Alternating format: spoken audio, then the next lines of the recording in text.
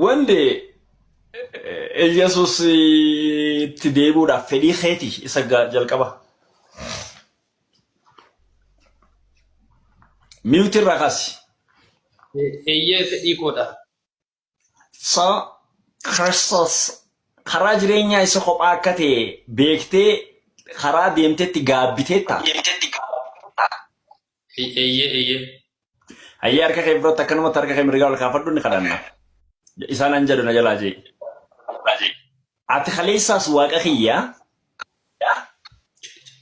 Ati kaleessas waaqa kiyyaa. Gooftaaf fayyisaan siidha. Gooftaan fayyisaa sirriidha. Gooftaa fi fayyisaan siidha. Gooftaa fi fayyisaan siidha. Ayyoon si ganellee. Ani yoon si ganellee. Ati amanamaa fi kan of hin ganne waan taateef. Ati amanamaa fi kan of hin ganne waan taateef. Akka nan gatiin an nan amana. Akka ati nan gatiin ani nan amana. Yeroon an duuba deebi'es. Yeroon ani dudduubatti deebi'es. Yeroon an irraa kaadhes. Yeroo ani irraa kaadhes. Kan na eegessiidha. Kan na eegetu siidha. Ani afaan du'aa seenullee. Ani afaan du'aa keessa seenullee. An karaa seexaanaatitti galullee. Ani karaa seexanaatti galullee.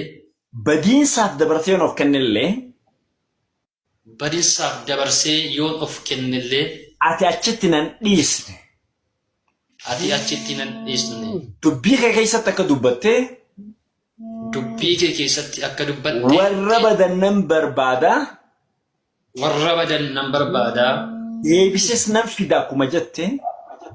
Deebisees nan fida akkuma jette. Barbaaddee waan na deebisteef. Barbaaddee waan na deebisteef. Siin galateeffadha. Siin galateeffadha. Yeroo kana waan tokko siin kadhadha. Yeroo kana waan tokko siin kadhadha.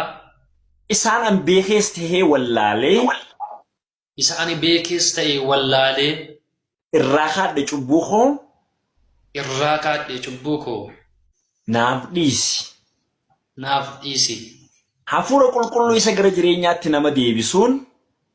Hafuura qulqulluu isa gara jireenyaatti nama deebisuun. Akkuma na waamte. Akkuma na waamte. Har'aas hafuura kanaan na chaappeessi. Har'as hafuura kanaan na chaappeessi. Humna naaf kenni. Humna naaf kenni. Ayyaana naaf kenni.